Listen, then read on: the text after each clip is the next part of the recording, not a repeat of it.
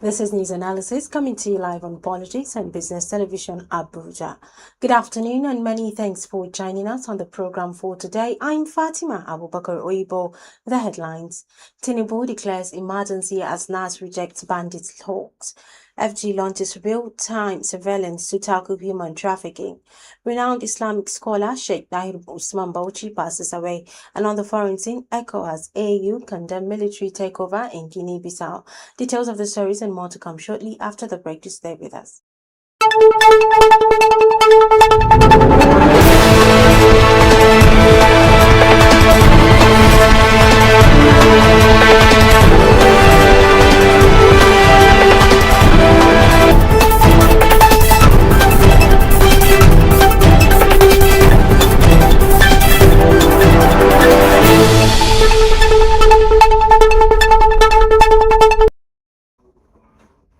Welcome back, and now the news in details. President Bola Tinubu has declared a national emergency in response to Nigeria's worsening abduction crisis. The move comes amid rising cases of kidnappings across several states, with security agencies struggling to contain the menace. Tinubu emphasized that the government's priority is to protect citizens and restore public confidence, pledging stronger measures to tackle banditry and criminal networks. Meanwhile, the National Assembly has firmly rejected proposals for negotiations with bandits, insisting that dialogue would legitimize criminality. Lawmakers called for intensified military operations and improved intelligence gathering to dismantle kidnapping rings. The twin actions highlight Nigeria's urgent push to confront the abduction crisis as pressure mounts on authorities to deliver lasting security solutions. Meanwhile, the federal government has unveiled a new real-time surveillance platform aimed at strengthening the fight against human trafficking. Officials say the technology will enhance monitoring of trafficking routes, improve intelligence sharing, and allow faster response to suspicious activities. The initiative is part of Nigeria's broader strategy to curb trafficking networks and protect vulnerable citizens from exploitation. Authorities believe the platform will significantly boost coordination among security agencies and international partners. By leveraging advanced data systems, the government hopes to disrupt trafficking operations and bring perpetrators to justice. The move has been welcomed by advocacy groups who stress that technology-driven solutions are vital in combating one of the country's most persistent human rights challenges. In another development, Nigeria is mourning the death of prominent Islamic scholar Sheikh Usman Bauchi, widely respected for his teachings and spiritual leadership. Sheikh Bauchi was a towering figure in the Tijaniya movement and played a vital role in prompting Islamic scholarship across the country. His passing marks the end of an era for many of his followers and admirers. Tributes have poured in from religious leaders, political figures, and communities nationwide, reflecting his influence and legacy. Known for his commitment to peace, education, and moral guidance, Sheikh Bauchi's contributions will be remembered for generations. Funeral arrangements are expected to draw thousands as the nation pays its last respects to one of its most revered clerics. You're still watching news analysis right here on Politics and Business Television Abuja. Still to come, China pledges support for Nigeria's port modernization and automation. Details of this headline and more news content after a quick break. Stay with us.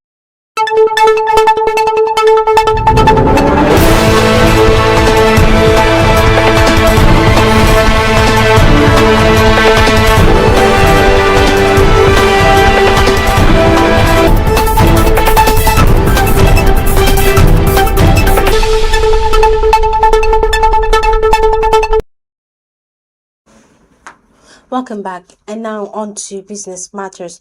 China has pledged strong support for Nigeria's efforts to modernize and automate its ports, a move aimed at boosting trade efficiency and economic growth. Officials say the collaboration will focus on upgrading infrastructure, introducing advanced technologies, and streamlining operations to meet global standards. The initiative is expected to enhance Nigeria's competitiveness as a maritime hub in West Africa.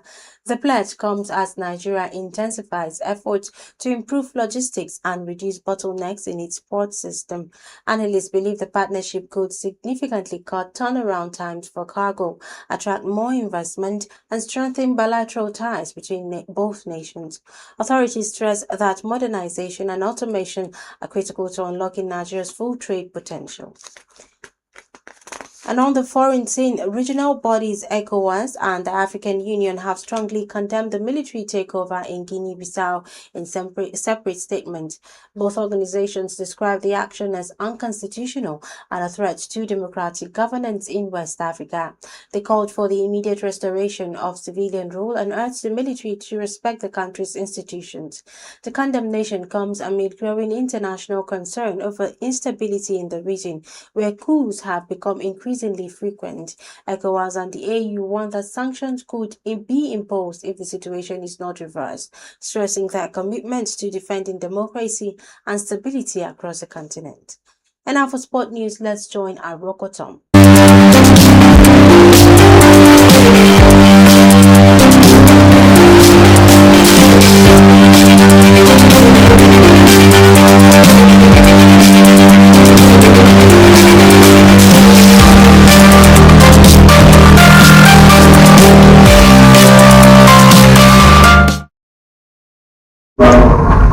Good day, I'm Araka Tom, and here is Nigeria's latest updates from the world of sports. Today we begin with the female Puliti plus 68 kg category, where Nigeria's own O1 Ojima Caroline is set for 3 tough round-robin bouts in main Pool 1. Her first match is Nigeria vs Mexico, as Caroline takes on Quintal Katz in Guadalupe. Her second bout puts her against Turkey's Hogakwe Aiko, a highly technical fighter in the plus 68 kg class. And she will close her pool campaign against England's Walter Rochelle, another strong contender. These 3 opponents, Mexico, Turkey, and England, make up a full pool lineup. Still in karate, Nigeria will also represent in the female category minus 61 kg Pool 4, where Abode Constant Tamma Priya will compete in 3 official round-robin matches. Her opening bout is against WKF 2 athlete Azava. Her second match is Nigeria vs Poland, facing Lewandowski and Matazna, and she will wrap up the pool against Ukraine's Sholova Alexandra, and what is expected to be a decisive bout for final standings. And in the female community minus 65 kg main Pool 3, Nigeria's Ukoya Samson Godfrey Orie enters the tatami for another 3-round robin contest. She opens her campaign against Iran's Sadati Fatemi. Bout 2 sees her face Sadigoga Madina of Azerbaijan, and her final match is against Australia's Lawrence George, completing her Pool 3 schedule. Nigeria heads into all 3 categories with strong hopes of advancing, and the athletes remain focused as they prepare for a crucial day of competition. I'm Araka Tom. This has been your sports roundup on PNB Sports. Stay tuned for more updates as Team Nigeria continues its push for global medals.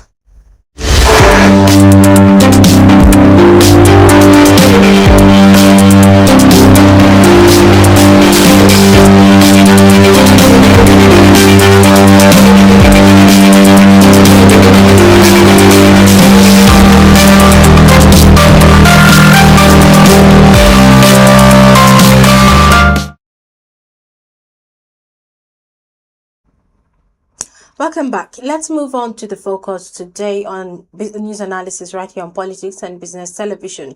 Nigeria is grappling with a deeply disturbing revelation.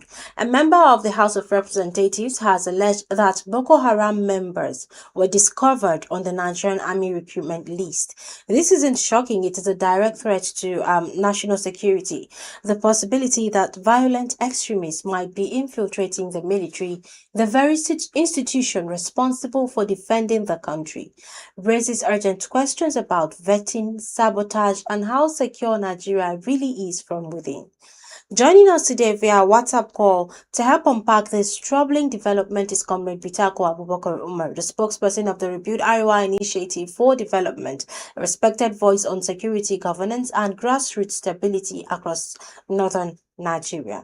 But before we bring Comrade Bitako in, according to the report published by News Express, a sitting lawmaker revealed that names flagged as Boko Haram affiliates surprisingly appeared on the army recruitment shortlist.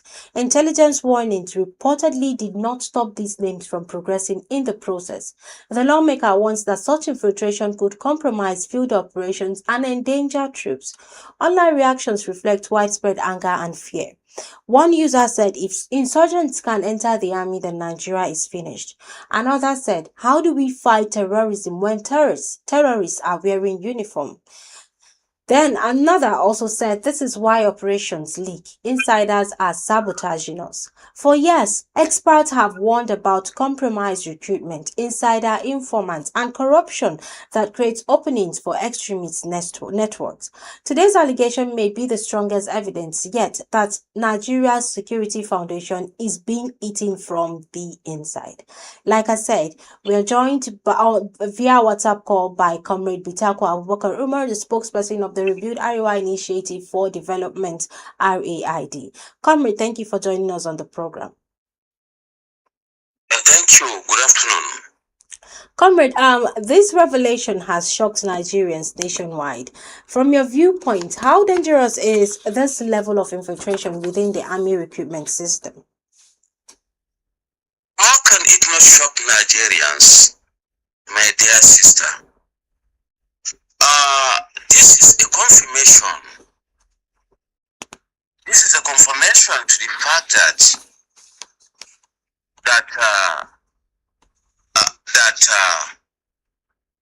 the people at the helms of affairs know this criminal on daily basis. When you track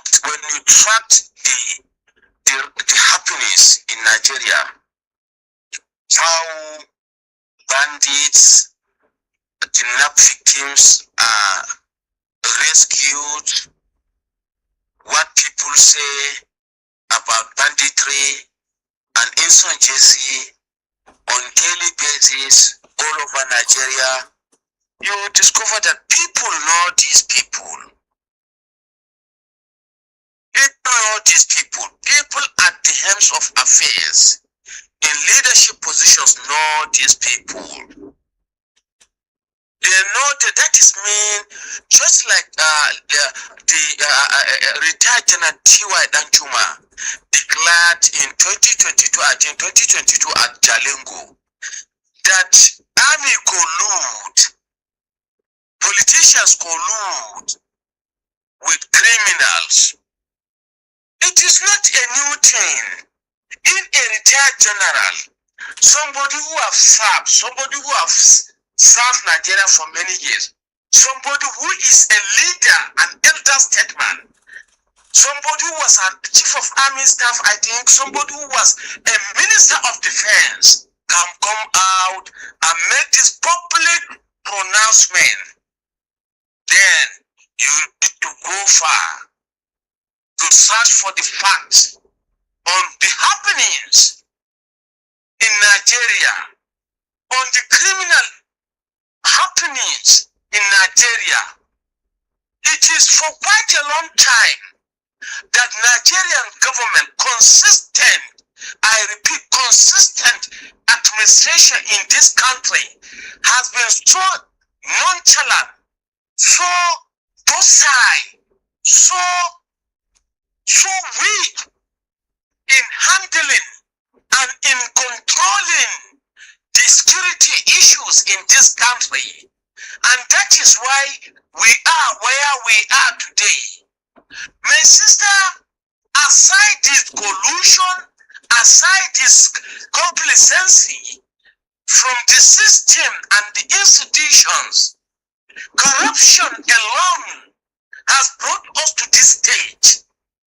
Today, many pay to join Nigerian police. When you don't have money, you don't get recruited in Nigerian army and Nigerian police.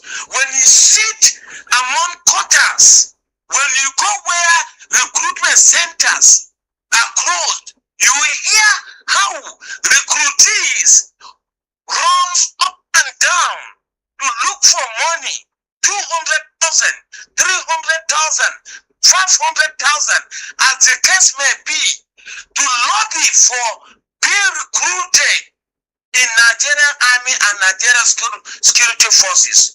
What do you expect? You expect this kind of calamity that has befallen our country, my sister.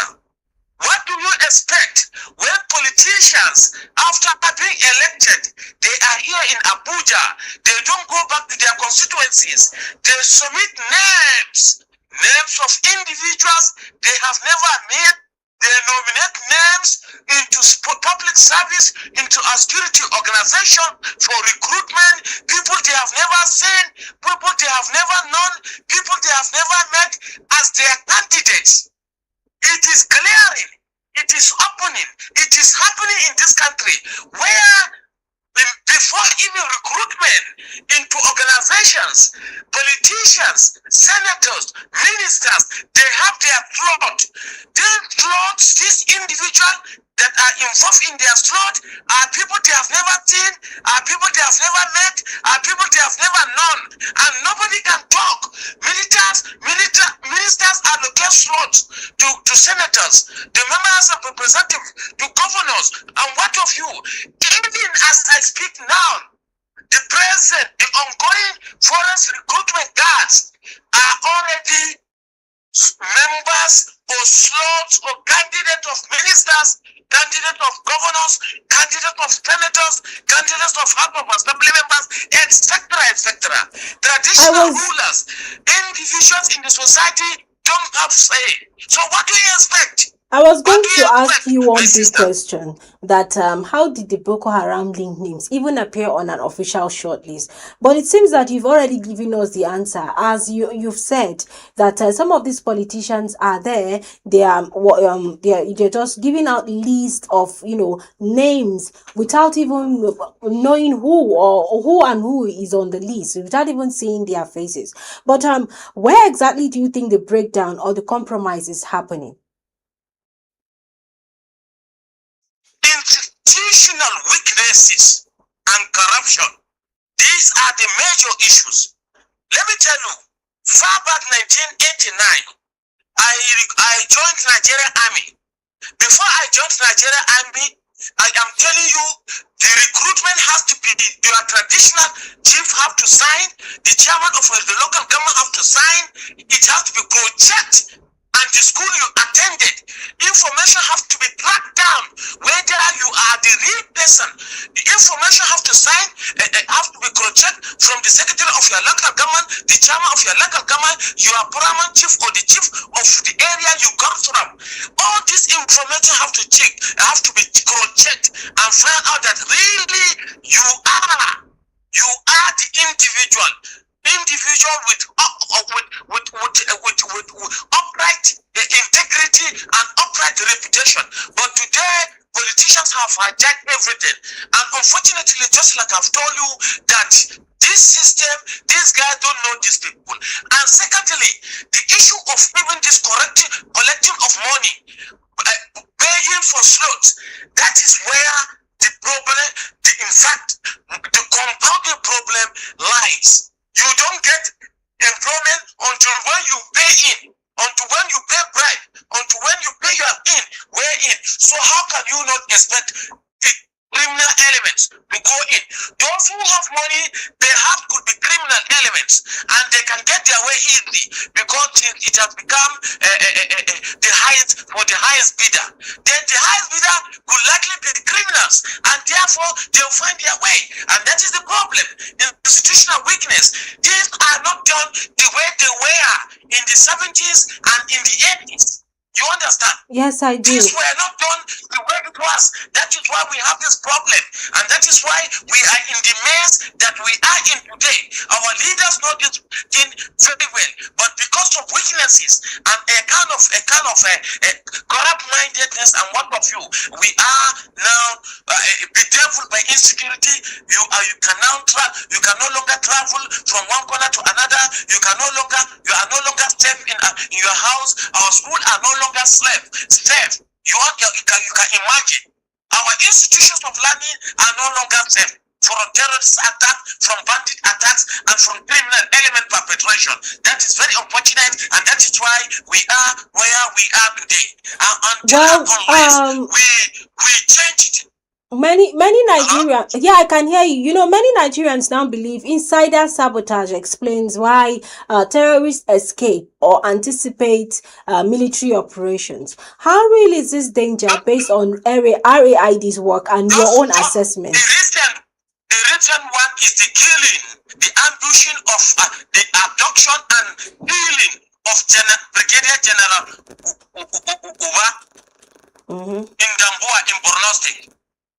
This is a military officer, a senior ranking military officer who was abducted by this insurgent, who after abduction was able to communicate with his own command, but as well share his location. But you can see the infiltration. Yet there was nothing. There was no rescue mission to that effect until when the same insurgent or criminal element succeeded in killing him. This is just one example among many others. My sister, what are we talking? In this country, you have seen general being adopted and killed. Example of the General Alkali in Plateau State. Duru, specifically, who was adopted at Duru. With all these that have been happening in the military, we've seen similar allegations, police collaborating with kidnappers, military informants tipping off bandits. What does this broader trend say about Nigeria's internal security crisis? What it says is Nigerians are no longer safe. You cannot trust. There is high level of trust deficit between citizens and those that are at the helms of affairs. That's a high level of trust, a high level of distrust, and at the same time, weakness of government, consistent, I repeat, I emphasize, consistent government has done nothing worthy to protect lives and property of Nigerians, and this is why we are in this mess. Now today, when Donald Trump make pronouncement that they are coming into Nigeria, you can see people running helter-skelter, people making statements here and there. You understand? Yes, I do. It is left for our government. It is left for our government, our institution, to wake up, to head into the call of protecting lives and properties of its citizens. That it is primary and the fundamental responsibility of any government anywhere in the world. My last question for you before I let you go. What urgent and practical reforms must the federal government implement immediately to prevent extremist infiltration and rebuild public confidence in the armed forces? Number one, I listened to Senator Indume, who has been so passionate, who have been so patriotic, who have been so committed, who have been saying on daily basis that the security architecture of Nigeria has to be refurbished to meet international standard. You could see from Nigerian army to Nigerian police force to civil defense to immigration and what of you, all our security forces, to numbers not up to 1 million. You can go and check that statistic. In a country where we have not less than 250 million citizens. So number one, the recommendation should be, there should be massive recruitment without checking and of individuals into Nigerian police force. The population of Nigerian police force should not be less than 1 million. The Nigerian army population should not be less than 1 million. The Nigerian security and intelligence should not be at least 800,000. Then, what do you call it? The civil defense should not be less than 1 million. And as well as the new forest guard should not equally be less than 1 million. Sorry, my question, I want to add a question to that. You've been calling numbers of people that you want the federal government to employ into these security services. Do you think that the Nigerian government has enough budget to cover all these numbers that you have been calling? What are you talking? What are you talking? Is it not the billions that the senators, our governors, and our public office holders have been looting on daily basis? Okay. Recently, there is an allegation that governors are paid 250 million. It is there out there in the media for just each governor to defect to APC. Why can't you not channel these monies into our security architecture and institutions? Why can't you channel this money to pay public servants so that we'll have a better country? So what are you taking? The money is there. Comrade Boko, the spokesperson of Rebuild Arewa Initiative for Development.